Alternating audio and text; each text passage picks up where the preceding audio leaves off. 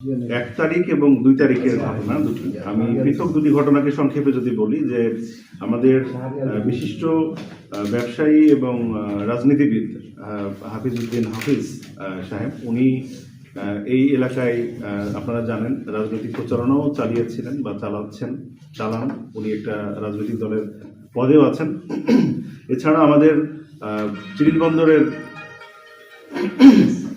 বিশিষ্ট রাজনীতিবিদ এবং সাবেক সংসদ সদস্য আখতারুজ্জামান মিয়া, এই দুজন এই ব্যক্তিত্ব যাদের কাছ থেকে পুলিশ সুপারের ছবি সংবলিত, পুলিশ সুপার দিনাজপুর জেদান আল মুসাব পিপিএম স্যারের ব্যক্তিগত নাম্বার পরিচয়ে পুলিশ সুপারের ছবি সংবলিত হোয়াটসঅ্যাপ প্রোফাইল পিকচার ইউজ করে এই দুজন ব্যক্তিকে পৃথকভাবে কল দেওয়া হয় এবং তাদের সাথে প্রতারণামূলকভাবে তাদের কাছ থেকে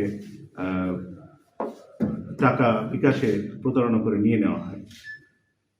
তো ঘটনাটি ছিল এরকম যে প্রথমে হাফিজ সাহেব ওনাকে কল দিয়ে উনি পুলিশ সুপার দিনাজপুরের পরিচয় বলেছিলেন যে চিরিলবন্দর খানসামা বা এই এলাকায় পুলিশ বক্স তৈরি করা হবে এবং নির্বাচনকালীন এই পুলিশ বক্সগুলো আইন শৃঙ্খলা রক্ষার জন্য কাজ করবে।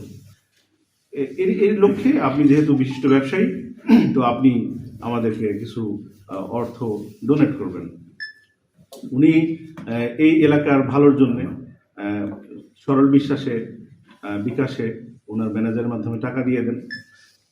পরবর্তীতে এই একই ধারাবাহিকতায় পৃথক আরেকটি কলে আখতারুজ্জামান মিয়া মহোদয়ের সাথেও একই রকম একটা প্রতারণা করা হয়।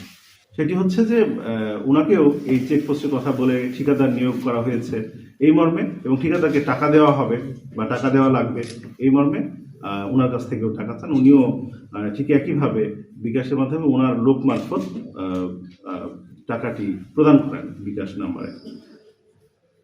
এই দুটি ঘটনা আমাদের কাছে পরবর্তীতে ওনাদের যখন সন্দেহ হয় তখন ওনারা আমাদেরকে কোয়ারি করেন বা আমাদের সাথে যোগাযোগ করেন। আমরা তাদেরকে আশ্বস্ত করি এবং বলি যে এটা নিশ্চিত যে এটা ব্যক্তিগত নাম্বার বা পুলিশ সুপারের কোনো ব্যক্তিগত নাম্বার হতে পারে না। তখন তাদের ভুলটা ভাঙে এবং তারা পরবর্তীতে আইনের আশ্রয় নেওয়ার জন্য আমাদের কাছে রিকোয়েস্ট করে। তো আমরা তাদেরকে বলি এই বিষয়ে আমরা জিডি বা মামলা করব, এবং তখন থেকেই আমরা এটা সিরিয়াসলি এটা দেখি। তো দেখলে পরে পরবর্তীতে এই যে প্রতারক চক্রটির সন্ধান আমরা করতে থাকি এবং তথ্য প্রযুক্তির মাধ্যমে আমরা ময়মনসিংহ এবং গাজীপুর থেকে এই প্রতারক চক্রের 2 জন সদস্যকে গ্রেপ্তার করতে সক্ষম হয়। এই প্রতারক চক্রের সদস্য যাদেরকে আমরা গ্রেপ্তার করি তাদের কাছ থেকে আমরা 3টি মোবাইল, 5টি সিম এবং নগদ 1,48,135 টাকা উদ্ধার করি এবং জব্দ করি। আর আপনারা জেনে কি বলবো, আমার মনে হয় খুশি হবেন যে এই প্রতারক চক্ররা নিজেরা যেমন স্বীকার করেছে যে আমরা বিভিন্ন জায়গায় আরো প্রতারণার তাদের প্ল্যান ছিল এবং আরো বড় বড় কাজ এই দিনাজপুর অঞ্চলে করার পরিকল্পনা তাদের ছিল। আমরা তাদের এই চক্রের যে পরিকল্পনা সেটি প্রাথমিকভাবে নস্যাৎ করতে সক্ষম হয়েছে। 2 নেতার কাছে কি পরিমাণ টাকা তারা প্রতারণা করছে? 2 নেতার কাছ থেকে প্রায় 2 লক্ষ টাকা তারা নিয়েছে।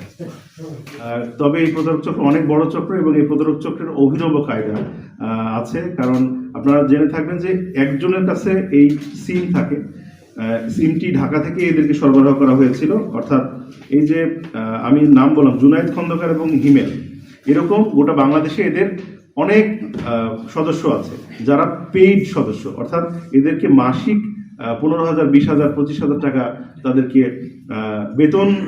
বেতনের মতো অর্থাৎ পে করে তাদেরকে কাজে লাগায়। এবং একটা সিম প্রথমে এই চক্রের যারা মূল হোতা সেই সকল সদস্য একটা সিম কার্ড এদেরকে দেয় এবং মোবাইলে তাদেরকে তুলতে বলে। পরবর্তীতে এদের এই সিমটাকে ব্যবহার করে এই সিমটাকে আইডি হিসেবে ব্যবহার করে হোয়াটসঅ্যাপ একটা অ্যাকাউন্ট তৈরি করে তারা, এবং এই হোয়াটসঅ্যাপ অ্যাকাউন্ট থেকে কি হয়, হোয়াটসঅ্যাপ কর্তৃপক্ষ একটা ওটিপি পাঠায়, আপনারা জেনে থাকবেন। এই ওটিপি কিন্তু এই সিমে আসে, অর্থাৎ যে সিমটা যার মোবাইলে উঠালো তার সিমে কিন্তু একটা হোয়াটসঅ্যাপ ওটিপি আসে এবং এই ওটিপি নিয়ে হোয়াটসঅ্যাপ অ্যাকাউন্টটা তারা ইউজ করে।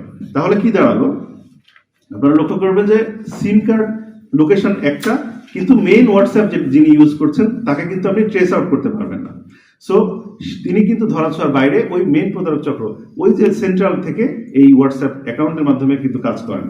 বাট যেই বিকাশ নাম্বারগুলো দেওয়া হয় এগুলো হচ্ছে এই দিনাজপুর হলে ময়মনসিংহ, নেত্রকোনা এদিক থেকে দেওয়া হয় বা দূরবর্তী স্থান থেকে, এবং এদেরকে যখন আমরা এরা যখন প্রতারণা করে টাকাটা এই সব অ্যাকাউন্টে পাঠায়, এই যে যারা পেইড, যারা টাকার বিনিময়ে এই কাজগুলো করেন, তারা টাকা পাওয়ার সাথে সাথে আবার ওনারা আবার এই টাকাটা অন্য একটা অ্যাকাউন্টে নিয়ে নেন, বিকাশ টু ব্যাংক অ্যাকাউন্টগুলোতে নিয়ে নেন।